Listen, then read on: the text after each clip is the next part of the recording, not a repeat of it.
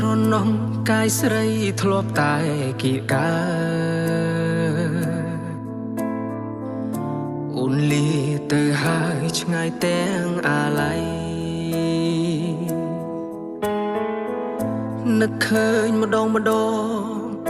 ឈឺចាប់ណាស់ស្រី